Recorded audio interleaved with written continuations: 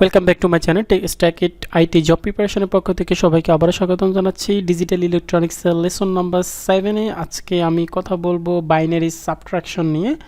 আজকে আপনাদের সাথে যে বিষয়টা শেয়ার করব সেটা হচ্ছে বাইনারি সাবট্রাকশন। গত পর্বে আমি বাইনারি এডিশন নিয়ে কথা বলেছিলাম। যারা ভিডিওটি দেখেননি, ডিসক্রিপশন বক্সে লিঙ্ক দেওয়া থাকবে, সেখান থেকে গিয়ে দেখে নিতে পারবেন, কারণ সেখানে আমি বেসিক কিছু জিনিস নিয়ে আলোচনা করেছি যে বিষয়গুলো এই ভিডিওতেও কাজে লাগবে। তো আমরা বাইনারি সাবট্রাকশনের জন্য এটা হচ্ছে জেনারেল, কোনো উইদাউট এনি অ্যালগোরিদম, কোনো অ্যালগোরিদম ছাড়া আমরা সাবট্রাকশন কীভাবে করব সেটা আমরা শিখবো ইন জেনারেল। সো সেটা করার জন্য আমি প্রথমে যে জিনিসটা সম্পর্কে বলতে চাচ্ছি সেটা হচ্ছে আমরা কিভাবে গত পর্বের মতো আমরা যেভাবে বলেছি যে আমরা ছোটোবেলায় যেটা শিখেছি ডেসিমেল এডিশন কিভাবে করে সেইটাকে বেস ধরে আমরা যেভাবে বাইনারি শিখেছি, আজকেও ঠিক সেমভাবে আমরা ডেসিমেলকে বেস ধরবো। সেখানে ডেসিমেল আমরা যেভাবে বিয়োগ করতাম ঠিক সেমভাবে বিয়োগ করব। আমি নতুন কোনো নিয়ম শিখবো না। আমরা আসলে নতুন কোনো নিয়ম আসলে নেই, নতুন কোনো নিয়ম নেই। আমরা ওই যেটা ছোটোবেলায় করেছি সেইটাকে বেশ ধরে কী করেছি সেটা একটু রিক্যাপ করব। সেখানে আমরা কি করেছি সেটা একটু রিক্যাপ করে আমরা কিন্তু বাইনারি সাবট্রাকশনও করে ফেলবো। তো চলুন শুরু করা যাক। প্রথমে আমি একটা নাম্বার নিলাম 7002, অর্থাৎ 7002। এটা হচ্ছে একটা ডেসিমেল নাম্বার। এটা থেকে আমরা বিয়োগ করব হচ্ছে 666। এই নাম্বারটাকে আমরা বিয়োগ করব। সো একটু খেয়াল করেন, উপরের নাম্বারটা বড় নাম্বার, নিচের নাম্বারটা হচ্ছে ছোট নাম্বার। যখন আমরা ছোটোবেলায় যখন বিয়োগ করতাম তখন আমাদের মাথায় থাকতো যে উপরে যে নাম্বারটা থেকে আমরা বিয়োগ করবো সেই নাম্বারটা অবশ্যই বড় হতে হবে। যদি ছোট হয় সেক্ষেত্রে আমরা কি করতাম যে বড় নাম্বারটা উপরে লিখতাম এবং ছোট নাম্বারটা নিচে লিখতাম, এভাবে লিখে তারপরে তার আগে একটা মাইনাস চিহ্ন দিয়ে করতাম।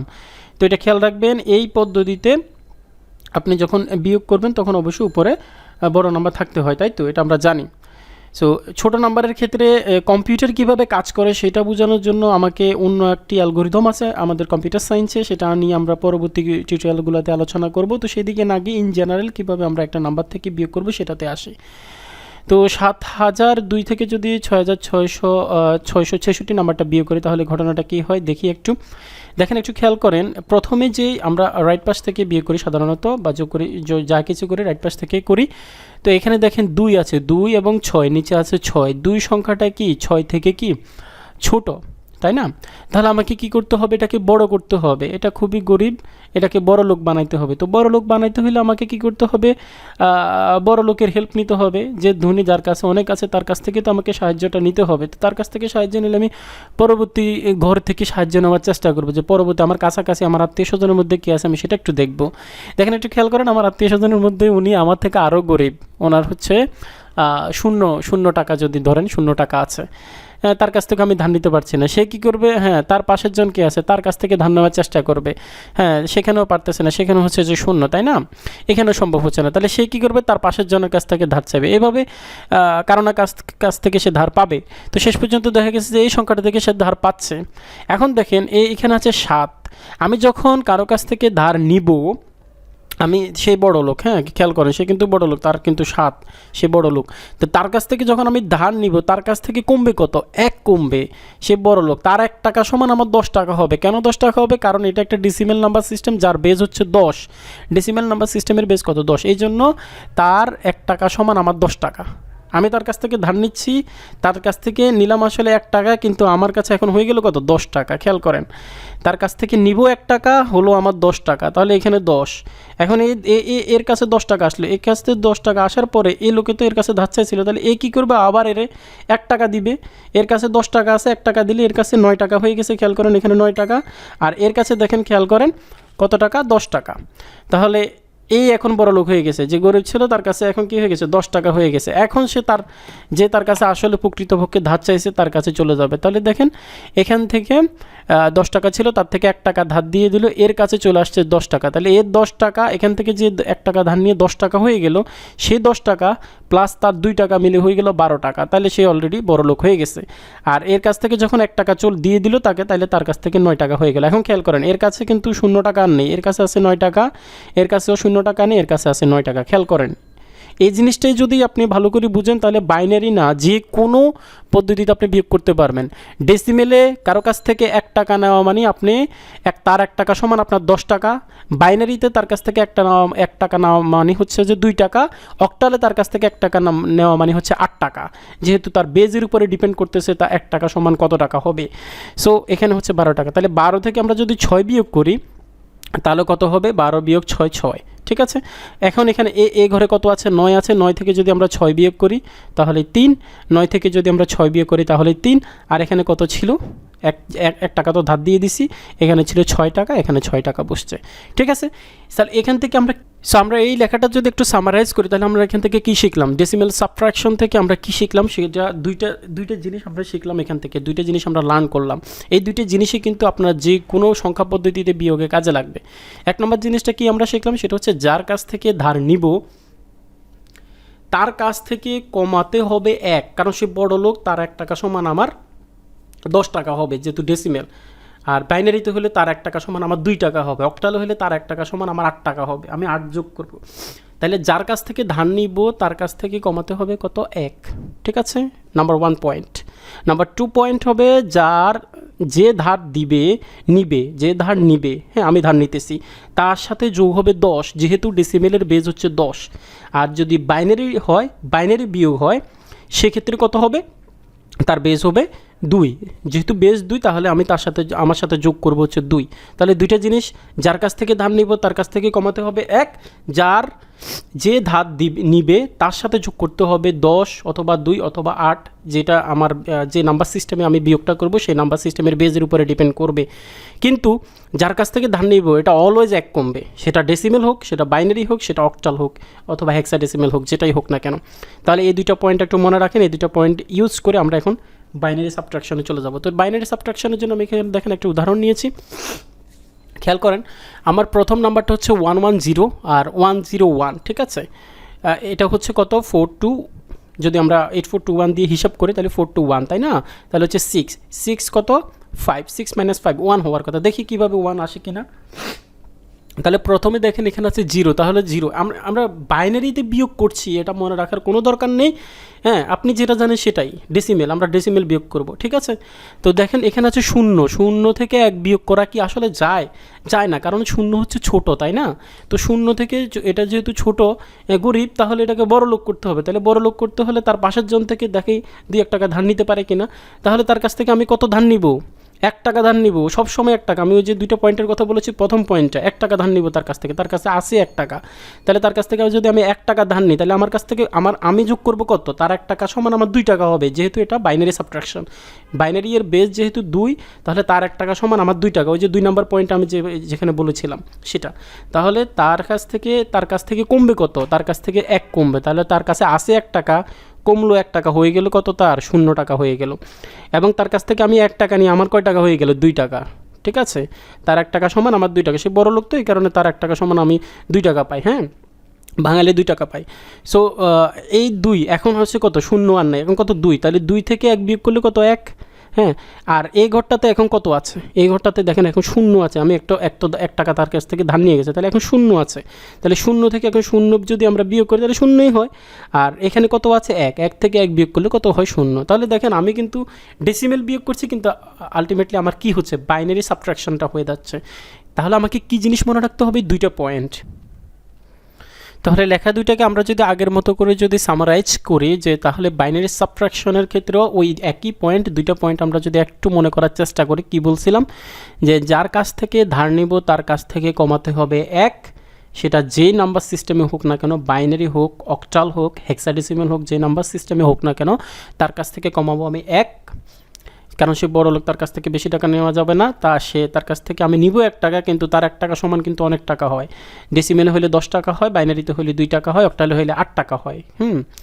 সো 2 নম্বর পয়েন্টে তাহলে কি হবে, যে ধার নিবে তার সাথে যোগ হবে 2, যেহেতু এটার বাইনারির বেজ হচ্ছে 2। যদি অক্টাল হইতো, অক্টালে আমি বিয়োগ করতাম, তাহলে অক্টালে হইতো কত, বেজ যেহেতু 8, সেক্ষেত্রে আমি যোগ করতাম 8। আমার কাছে যা থাকবে তার সাথে আমি 8 যোগ করে তারপরে বিয়োগ করব, ঠিক আছে, ওকে।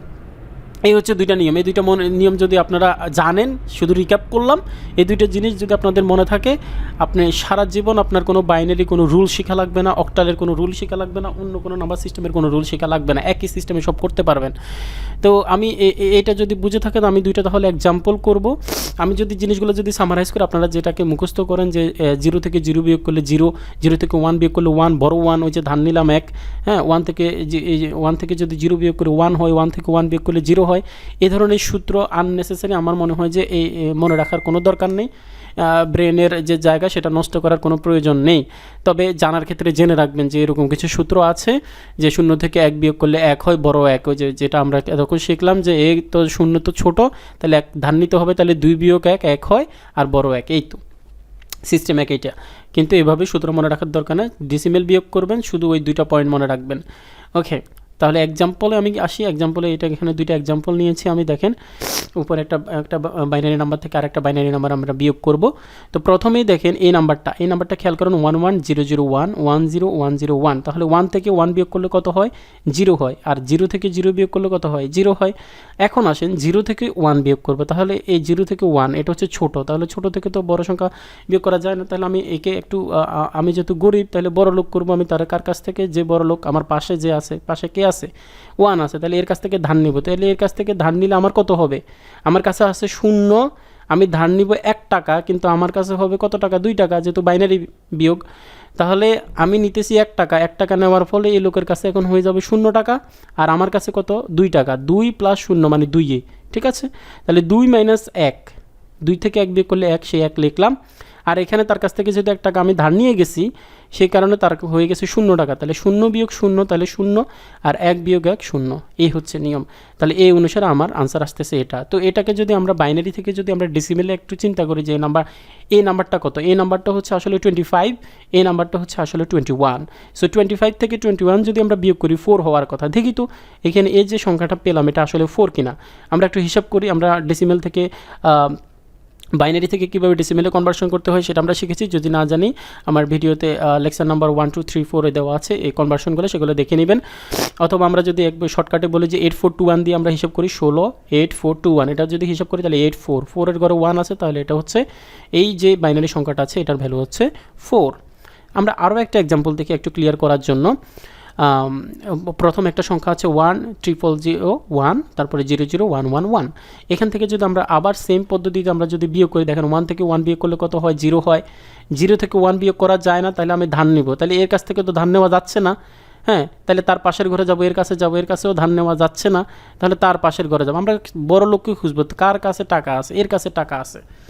একটু খেয়াল করে মনে একটু দেখেন তো, একটা আসলে বাইনারি নাম্বারের ডিজিট হয় 0 অথবা 1, তার মানে যে বড় লোক তার কাছে সর্বোচ্চ 1 টাকাই থাকবে, বেশি থাকবে না।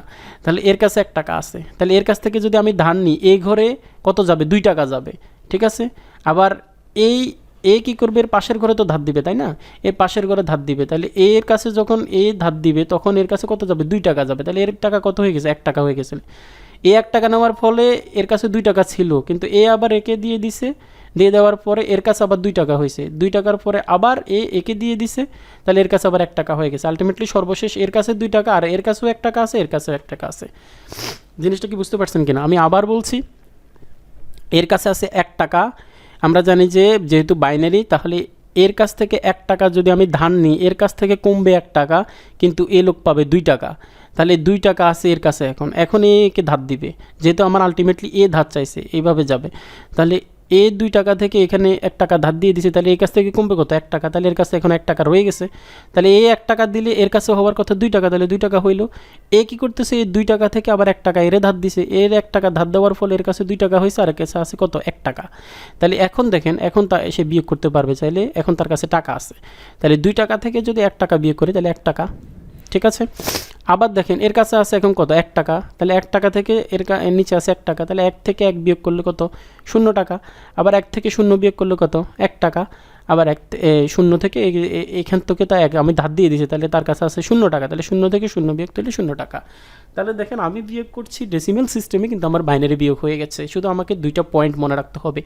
সো এটা বোঝানোর চেষ্টা করছি। এটা যদি আমি চিন্তা করি যে এই নাম্বারটা হচ্ছে একটা ডেসিমেল নাম্বার 17, অ্যান্ড এই নাম্বারটা হচ্ছে একটা ডেসিমেল নাম্বার, এইটাকে যদি একটা ডেসিমেল নাম্বারে কনভার্সন করি, এই নাম্বার দুইটাকে যদি ডেসিমেলে কনভার্সন করি, তাহলে 17 - 7 = 10, তাই না?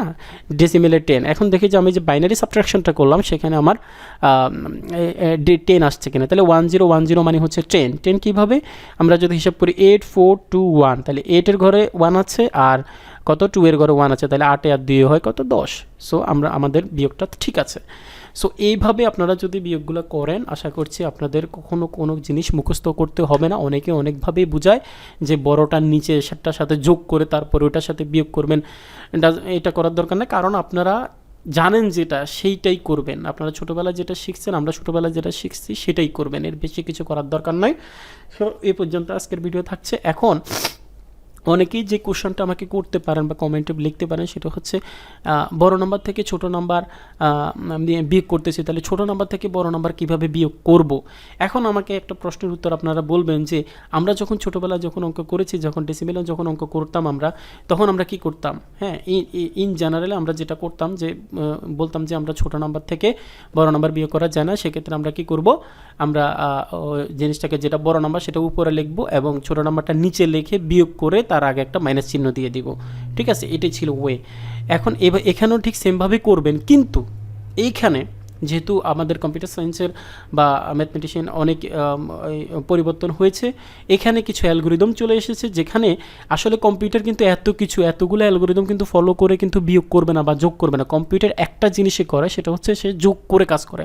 আপনি সেখানে বিয়োগ করেন, আপনি সেখানে মাল্টিপ্লিকেশন করেন, আপনি সেখানে ডিভিশন করেন, হোয়াট এভার ইট ইজ, আপনি যাই করবেন না কেন সে কিন্তু যোগ করে কাজ করবে। সো তার কাছে একটা অ্যালগোরিদম আছে। এখন সেই অ্যালগোরিদমটা কি সেটা আমরা সামনের টিউটোরিয়ালগুলোতে শিখবো। সে কম্পিউটার যেভাবে কাজ করে সেটাকে বলা হচ্ছে টুয়াইস কমপ্লিমেন্ট মেথডে কাজ করে। টুয়াইস কমপ্লিমেন্ট মেথডে আপনার উপরে কি ছোট সংখ্যা আছে, নিচে কি বড় সংখ্যা আছে, ইট ডাজন্ট ম্যাটার, বা দুইটা কি পজিটিভ নাম্বার নাকি দুইটাই কি নেগেটিভ নাম্বার, এটা কোনো ম্যাটার করে না। হ্যাঁ, সে একটা অ্যালগোরিদম, এই অ্যালগোরিদম ফলো করে আপনি যে কোনো নাম্বারকে যেভাবেই রিপ্রেজেন্টেশন করেন না কেন আপনার রেজাল্ট সেমই আসবে। সো আপনি এটা হচ্ছে in general binary subtraction without any algorithm. হ্যাঁ, আমরা যখন টয়েস কমপ্লিমেন্ট অথবা ওয়ান্স কমপ্লিমেন্ট অথবা নাইনস কমপ্লিমেন্ট অথবা আরএস কমপ্লিমেন্টে করব, তখন আমরা বিভিন্ন ধরনের মেথড দেখব। কিন্তু আপনি একটা জিনিস মনে রাখেন, সেটা হচ্ছে যে কম্পিউটার যেটা ফলো করে সেটা হচ্ছে টুয়াইস কমপ্লিমেন্ট মেথড। ওকে, সো এই জিনিসটা মনে রাখবেন। যাদের সমস্যা হবে তারা এটা মনে রাখবেন যে এই পদ্ধতিতে আপনি নেগেটিভ নাম্বার মানে ছোটো নাম্বার থেকে বড় নাম্বার বিয়োগ করতে পারবেন না, করতে গেলে অনেক ঝামেলা হবে। ঠিক আছে, এটা হচ্ছে প্রবলেম। সো এটা সলভ করার জন্য টুয়াইস কমপ্লিমেন্ট মেথড আসছে, এবং টুয়াইস কমপ্লিমেন্ট মেথডটাই কম্পিউটার সায়েন্সে এবং কম্পিউটারে ফলো করা হয় মডার্ন আর্কিটেকচারে। সো আজকের টিউটোরিয়াল এই পর্যন্তই। পরবর্তী টিউটোরিয়াল হচ্ছে লেসন নাম্বার 7 থাকবে, ডিজিটাল ইলেকট্রনিক্সের বাইনারি মাল্টিপ্লিকেশন। তো সেই ভিডিওটি দেখার আমন্ত্রণ জানিয়ে আজকের ভিডিও এখানে শেষ করতে সবাইকে অসংখ্য ধন্যবাদ এতক্ষণ মনোযোগ দিয়ে কথাগুলো শোনার জন্য। Thank you so much.